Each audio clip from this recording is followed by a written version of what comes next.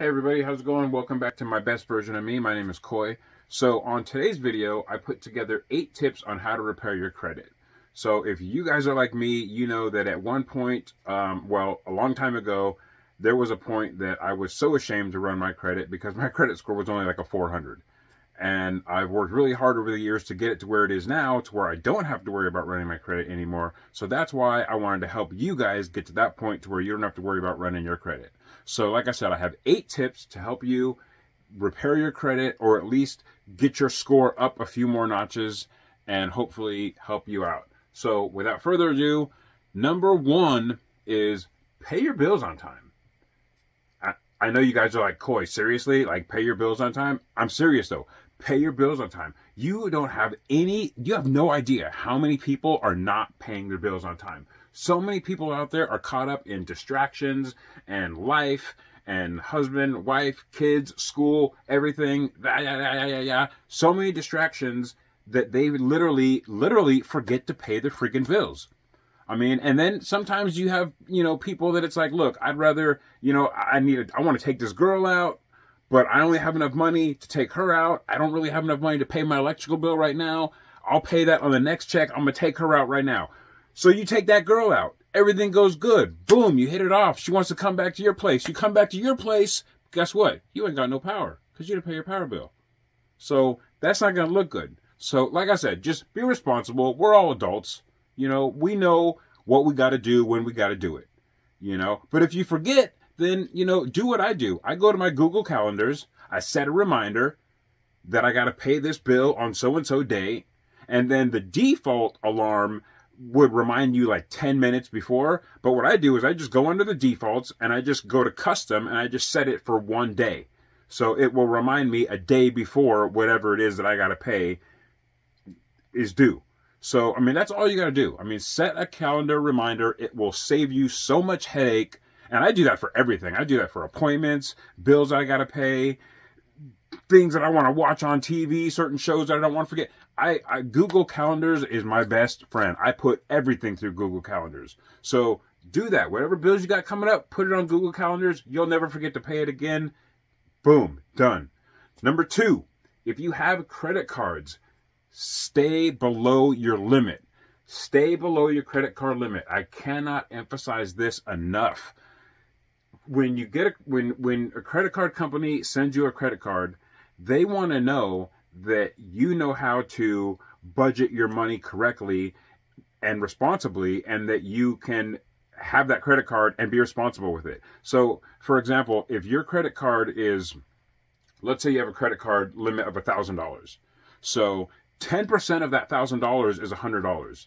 If you can spend $100 a month, that is like gold.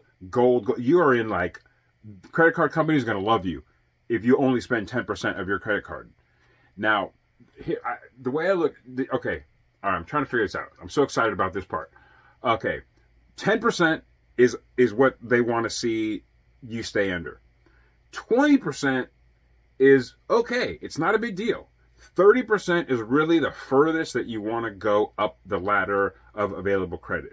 So to paint a picture, the way I look at it is like, okay, look, I have $1,000 credit, and if I hit 10%, then that's kind of like, 10% is like, you kind of like walking through the weeds. You can move the weeds out of the way, you can keep walking, and then you get to 20%, and that's like, 20% is like, okay, you got to kind of be aware, it's like a little chain link fence, little 3-foot chain link fence that you just came up to, in your field of walking, but, just like you push the weeds out of the way, if you really want to, you can kind of hop the fence and get on the other side and, keep walking a little bit, Now, when you get to that 30%, what you see is a brick wall, 100 feet tall, 1,000 feet wide, and God knows how thick. Basically, you're not getting over, around, or through that brick wall. So when you get to 30% on your credit cards, that's what you need to pretend. You need to pretend like you are at that brick wall and there is no way that you're going to go over that brick wall. Stop spending. don't spend more than 30%. Trust me, I know this from experience. When I first started getting credit cards, I thought the more credit cards I get, the better my credit score will be. You know, so I just started applying for, especially, and they make it really easy. Once you start getting credit cards, they just start sending them to you. Here, you're pre-approved. Just scan this on your phone and boom, we'll send you the card. That's dangerous because, like I said, I thought the more credit cards I had, the better my credit score would be. So once I started getting credit cards sent to me, oh, it was over. It was over. I got like every credit card in the world sent to me. And that was bad because then what I did is I didn't stay below my 10 or 20 or 30% limit. I did what everybody else does. I got a credit card and I freaking went to the mall. I went shopping. I took my friends out. I took girls out. I went and stayed in hotels. I blew it at the casino. I did everything except for what I was supposed to do. So don't do that. Stay below your credit limit. Number 3. Pay your credit card balances in full. So what I do, I don't do any big purchases with my credit cards. My credit cards are used for things like gas, snacks, when I'm out running errands, buy a bag of chips or get a bottle of water, something like that. And I do this on purpose because when I get the credit card statement at the end of the month, I want to make sure that whatever that statement is, I could just pay the whole thing off. Just pay the whole thing off and be done with it. Your credit card companies will love you. They will love you. And in 6 months, you're most likely your credit limit on your card will go up. So it's all good. So just remember to pay your credit card balances in full. I've heard some people say that, 1 month, pay them in full, another month, pay half, and then pay the other half on the next check. I don't know if that works or not because I've never done that. But what I have done is when I get my credit card statements, I just pay it off in full.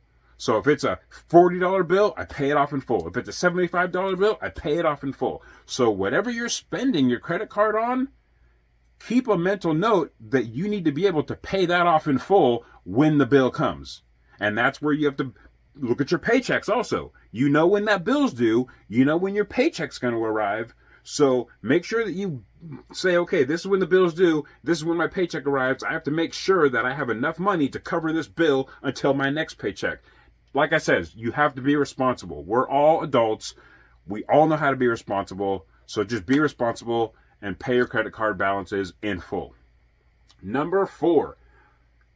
This kind of goes back to the last one that I was saying. Only apply for credit cards that you need.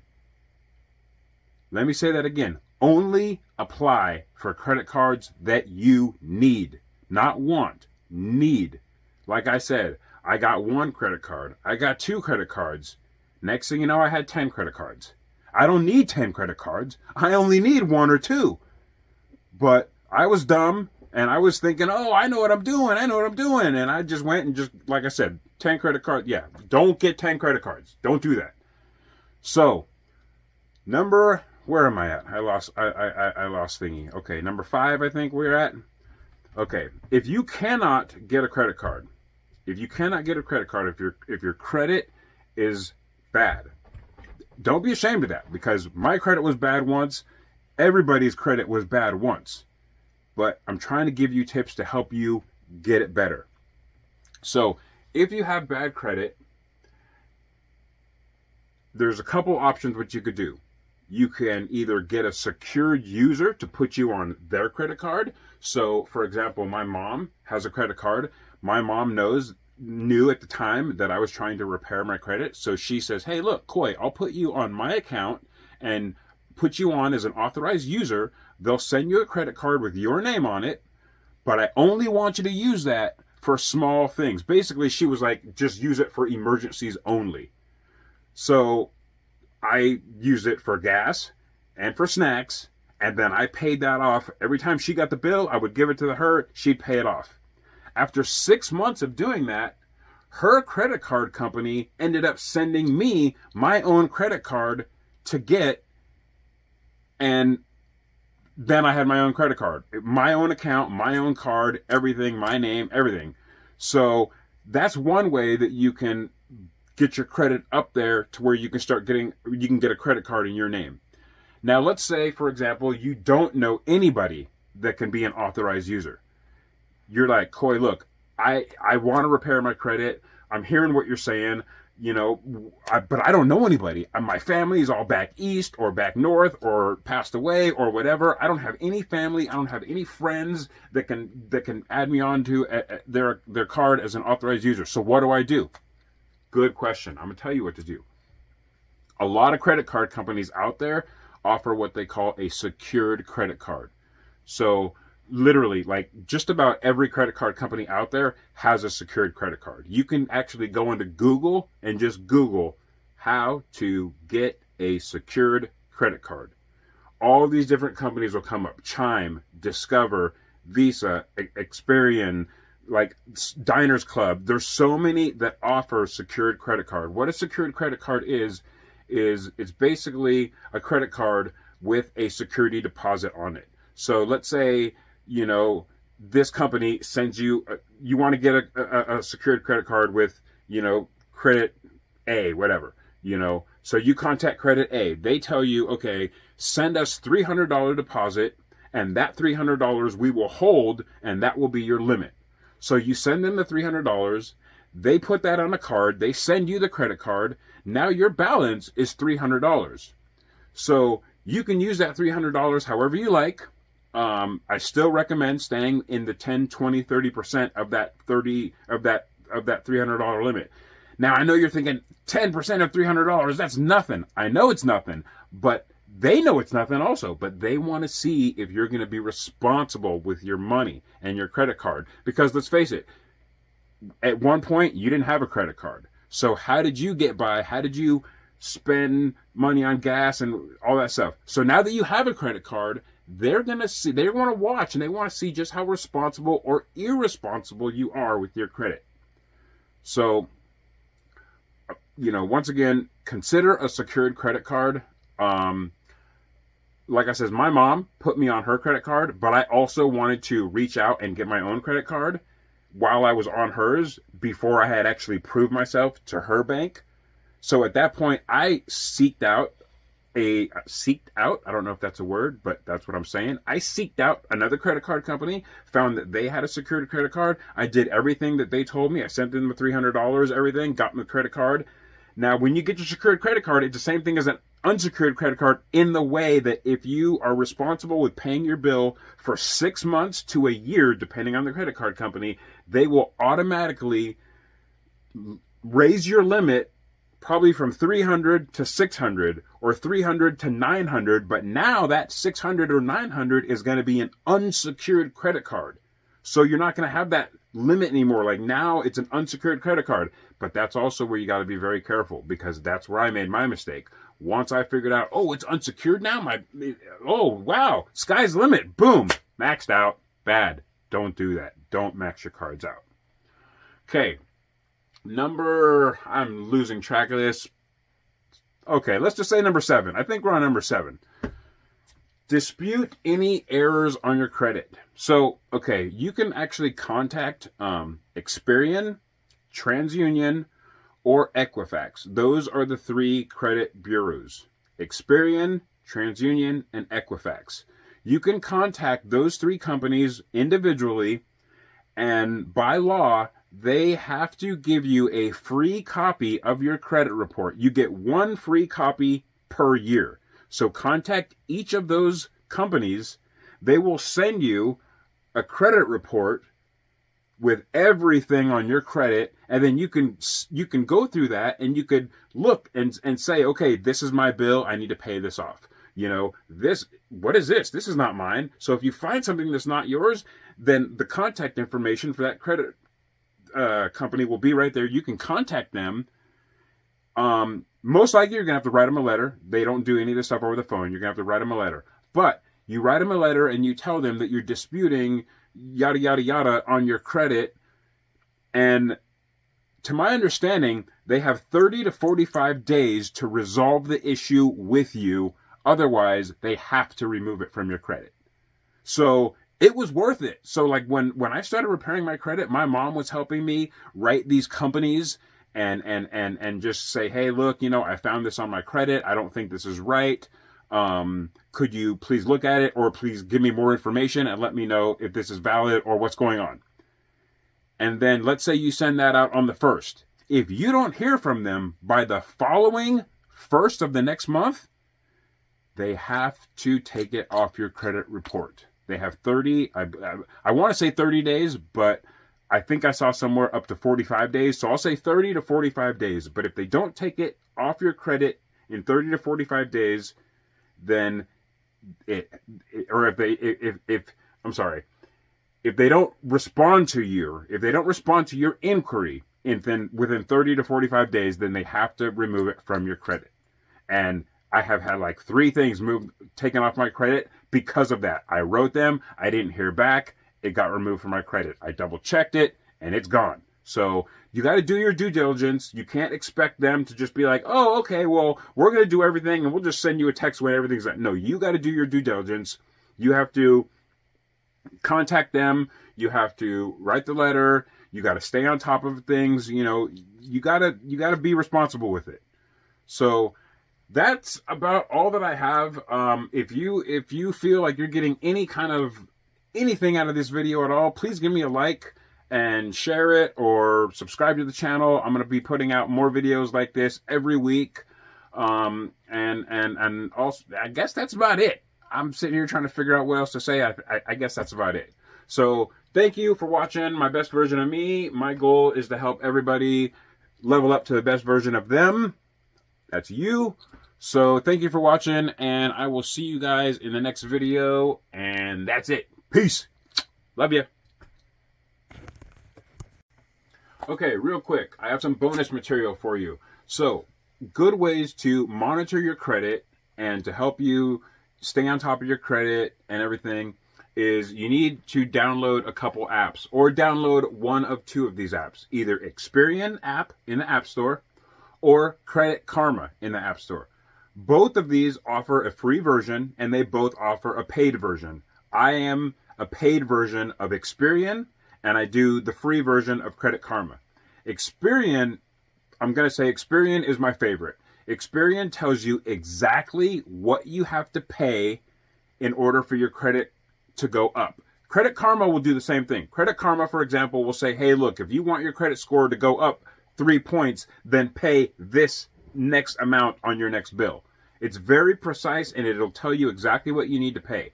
So download both of those and use them all the time. Use them every day. Look at them, get to know the apps, get to know all the features, because there's a ton of features in both of those apps that can help you build your credit and get your credit score up to where you want it. 850, 800, whatever your goal is. It'll help you get it there, and it will help you on the regular. It's not like it's going to forget about you. If you go in there and you start punching away and checking out that app, you're going to find so many resources that are going to help you out. Now, the reason that I like Experian is because, now this is for the paid members.